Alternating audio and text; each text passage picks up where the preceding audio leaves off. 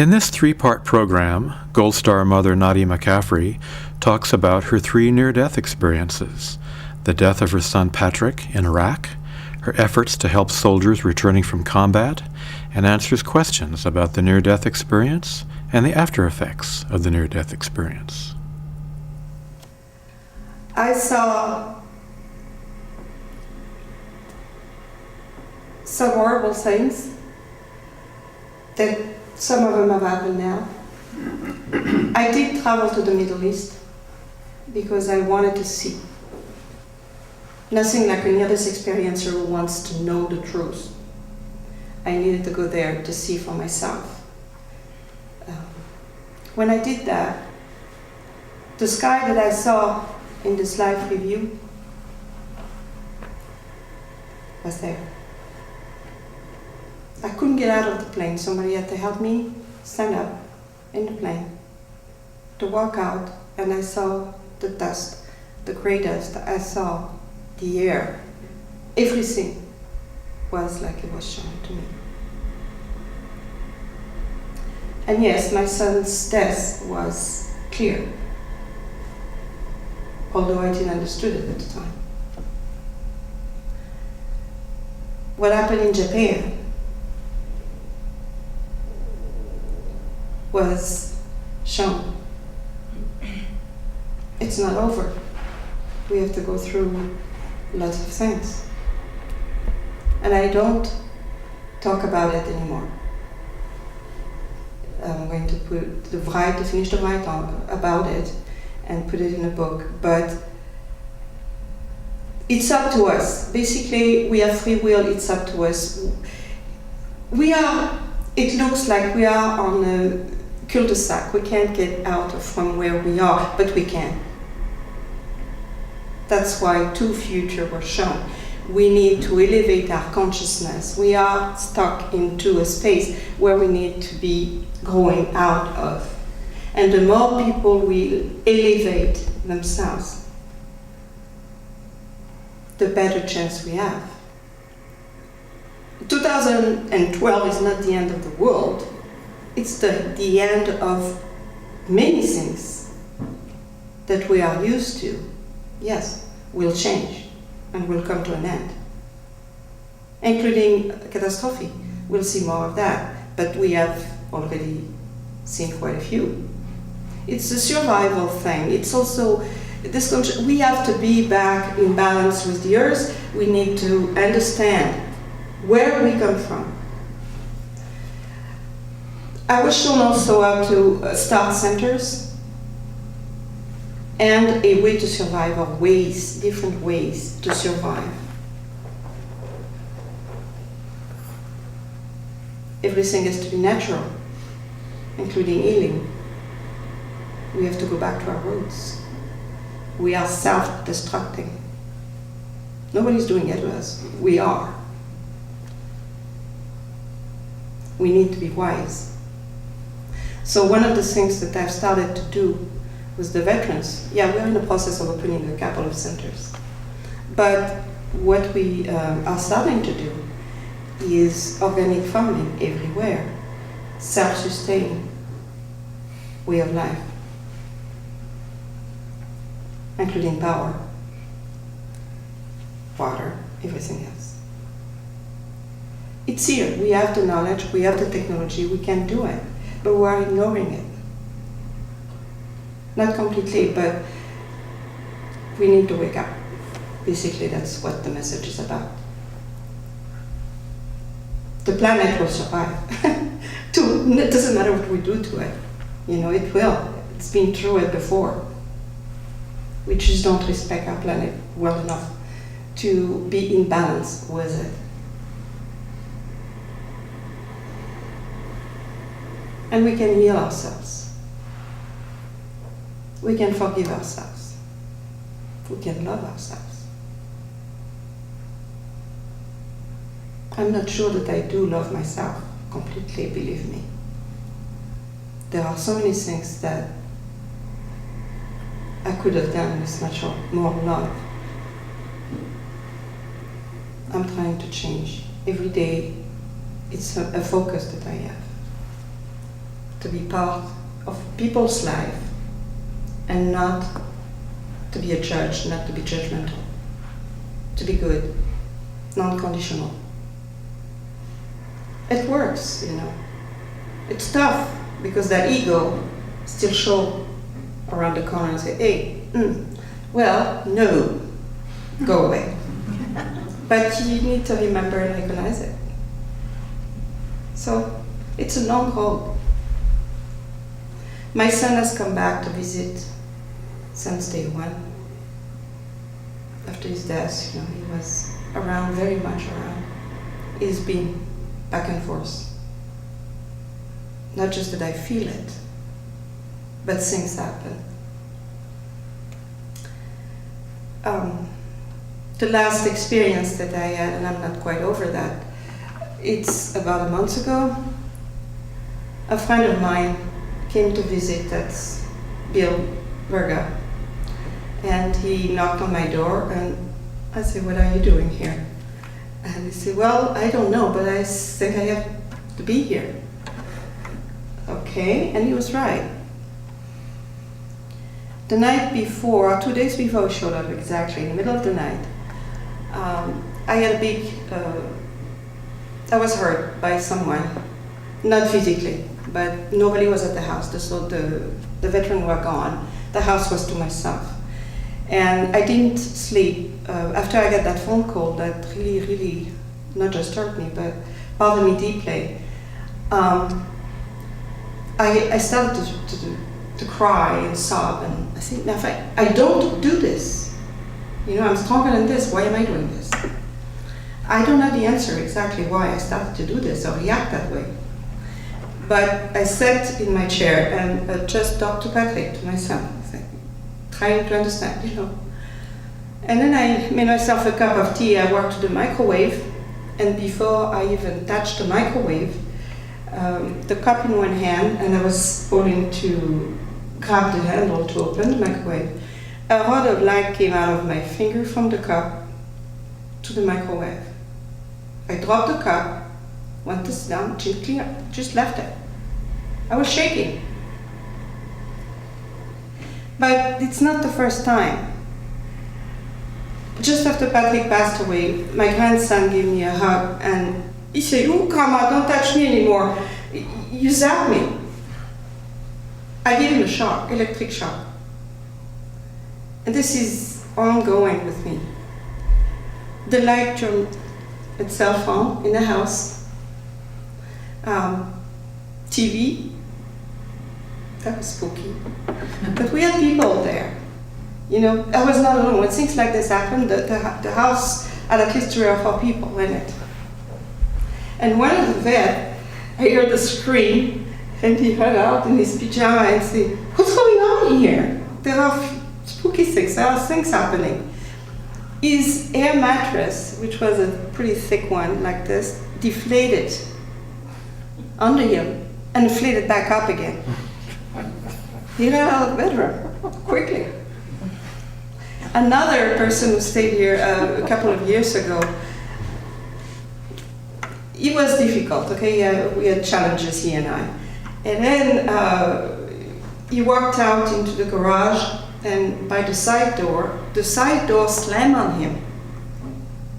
No wind, the door just slammed on him. He reopened the door, came to me, said, "Did you do that?" And I said, "Why?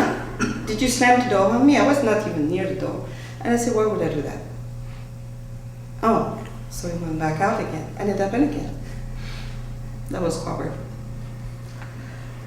Yeah, so we have a lot of, I mean, I can go on forever. But Patrick also speaks. And about a year ago, actually, yeah, a year ago now, I had dreams. I don't dream of him very often, but for 3 nights, I had dreams of Patrick. And it's not just dreams, it's something very, very strong, very, I don't know how to explain, it was here, okay? You could feel it, not just a dream, more detailed, I guess. And he was telling me, "Mom, my son," over and over and over.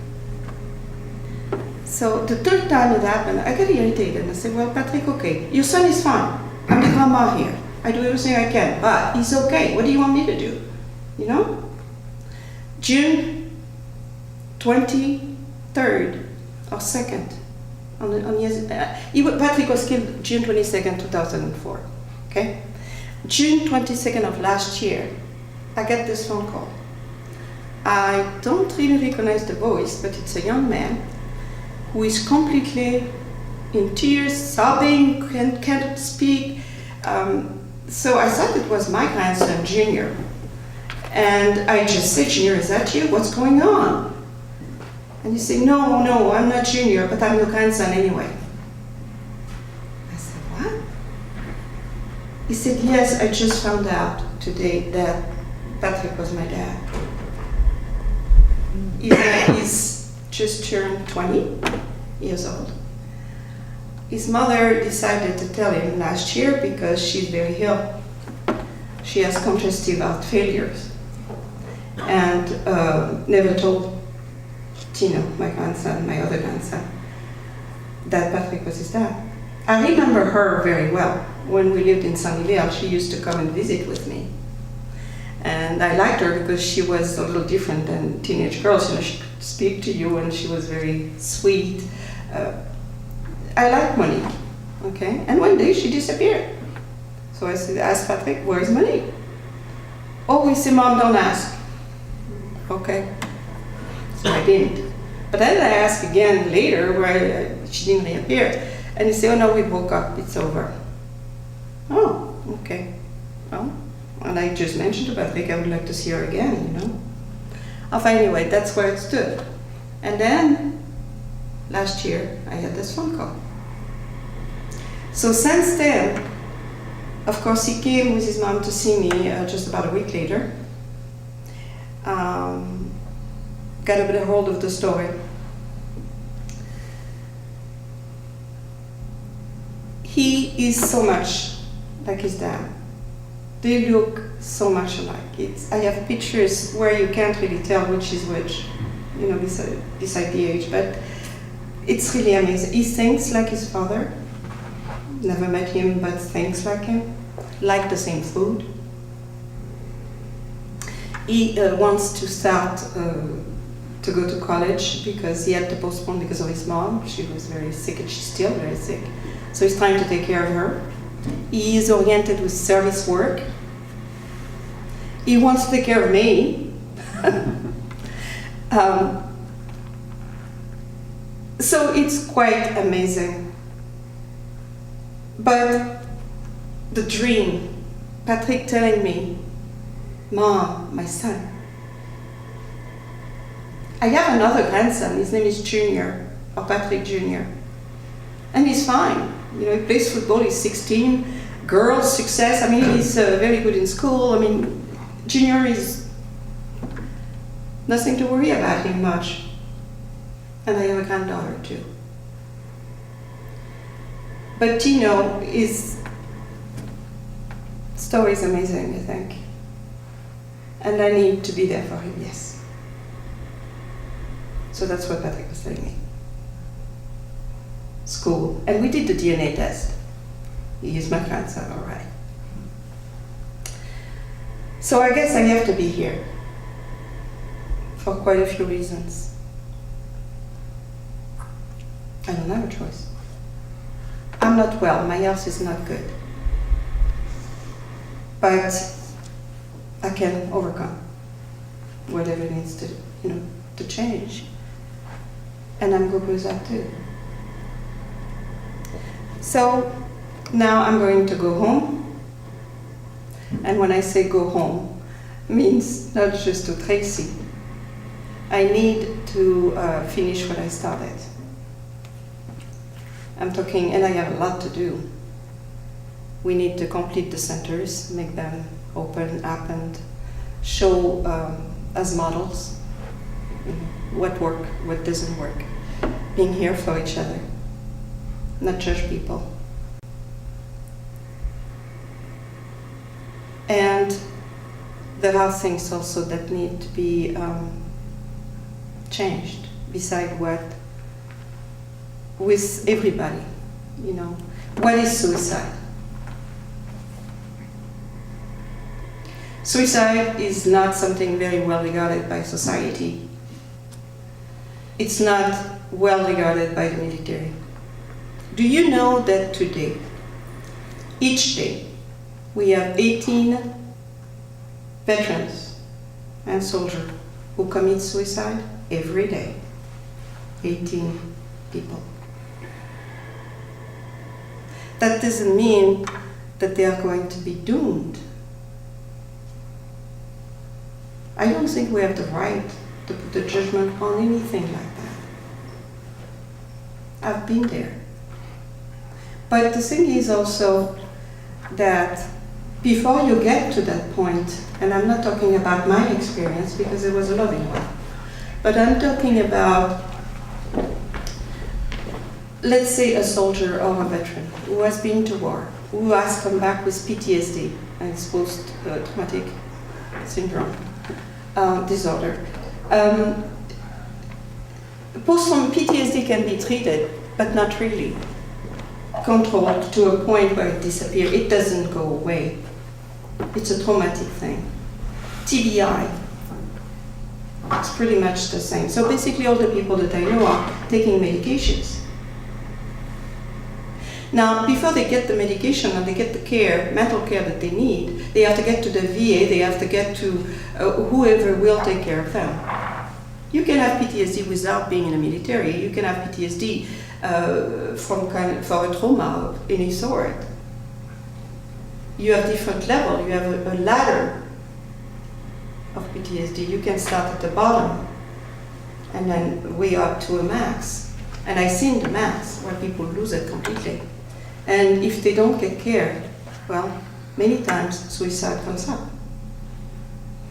Today, there is 3 people that I am still very close to and still stay in touch with me very closely, who told me the first time they were on the phone with me, they also had a gun on their head, to their head.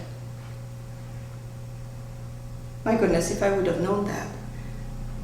But the fact is, they survived it, and they were that close. But what changed their mind? Hope, love, no judgment. And if sometimes people are discharged, not with an honorable mention, there may be reasons around that too. Maybe they had PTSD before it happened. Maybe there was some extreme trauma around it. And I'm not saying everything is like that, but no judgment. We need to understand each other first. So that's what I do, or try. Let's put it this way. The after effect, I don't know what is the time? Well, you can speak for at least 20 more minutes if you want. We can have questions too. Sure, questions and answers are always good then. I just want also to bring up one thing, the after effect of a near-death experience. And what I mean by this, the after effect of a near-death experience are different from a child to an adult. The near-death experience itself is a trauma. It's something that has drastically changed someone's life. And yes, I've seen people where they never got over it. I had some people who committed suicide, but not in the same sense as I did. Not to go back to the light, just to end it. Why? Because the trauma was too huge to face. The near-death experience is not something that can be improvised. If you take a look at whoever has had a near-death experience, you will see a shift after this has happened. Children are different than adults. And I got this book with me today to show you, and I think you can find it online on PMH Headquarters website. Part of my story is in there, but she also has some very good paragraph on after effects and changes in people and children.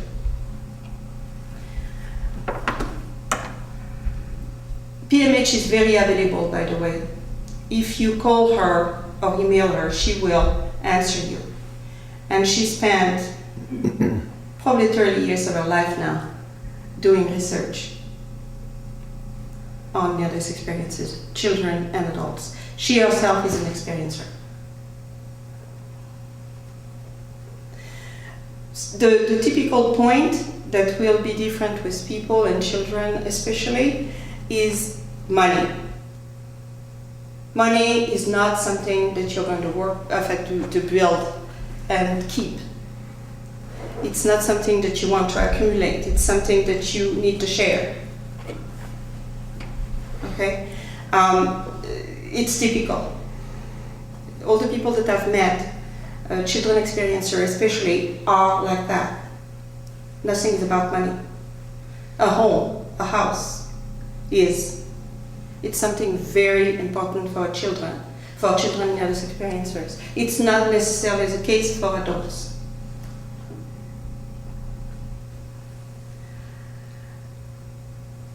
The way of acting.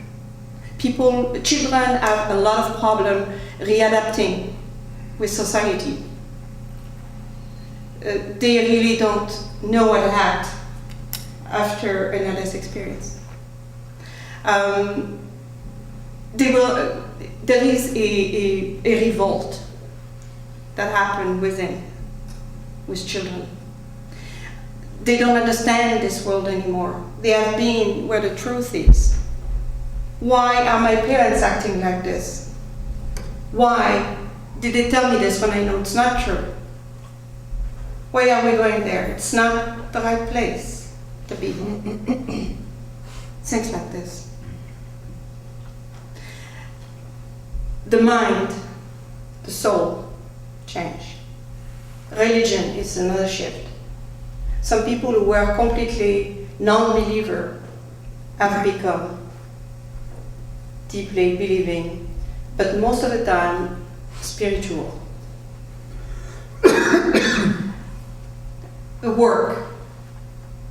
Work has another meaning, especially with children again. Children experiencer will work 24 hours a day. I'm a good example. But it's not for money again, it's to help people. It's to help a cause, it's to become something that will help others. It's a projection. There is a focus, and the focus is not money, ever.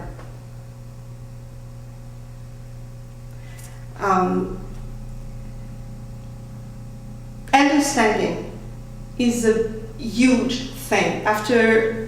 When I was a child, I couldn't talk to anybody. This was in 1952. But my grandmother was a healer, and she taught me a lot about plants and healing, and I probably have some of that in me. She also used her hands. She also was the only person I ever met that could cancel a severe burn. I'm talking past the 3rd degree. She would put her hand and the burn would disappear. My granddaughter has it. She healed herself in front of at least 50 people. She put her hands when she was 2.5 on top of a grill barbecue in the backyard, and of course screamed. Her father grabbed her and wanted to take her to the hospital, so run some water, give her to her mother, and get the car back out of the garage. By the time he got her back to get to the hospital, she was laughing and she was going like this. All gone, all gone. Nothing. From the deep burn that she had from the ground. Those things are common. Reading people's mind.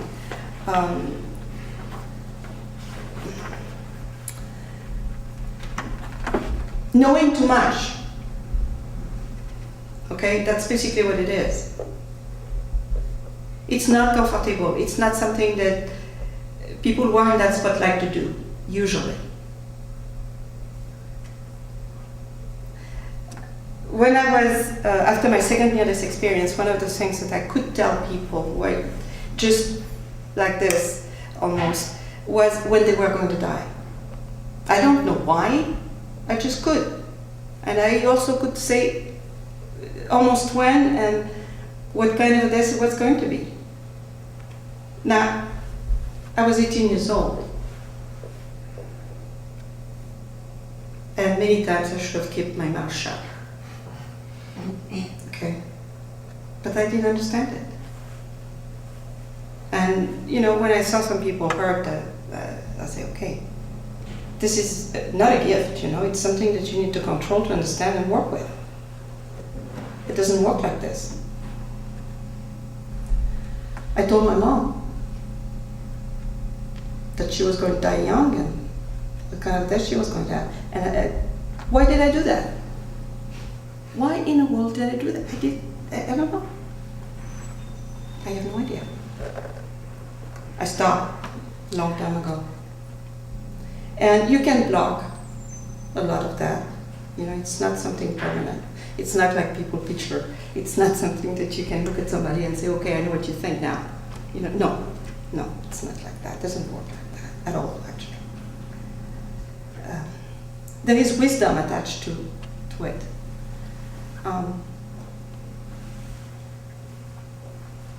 I don't really want to talk much more about it, but it's something that can serve people in a good way if we learn how to develop, understand all of that.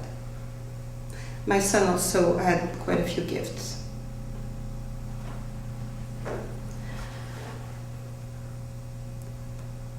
To go back to everything else, the transition between normal life and after the near-death experience is huge.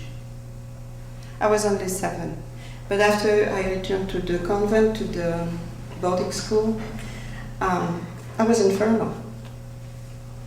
The sister could not hold me. I would enter or start discussions that you wouldn't believe.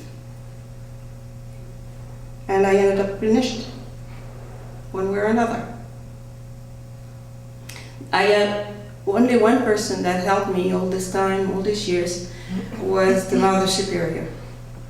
And I'm pretty sure she was a near-death experiencer. So I would sit with her and we would understand each other. I think she saved my life and kept me in the right path.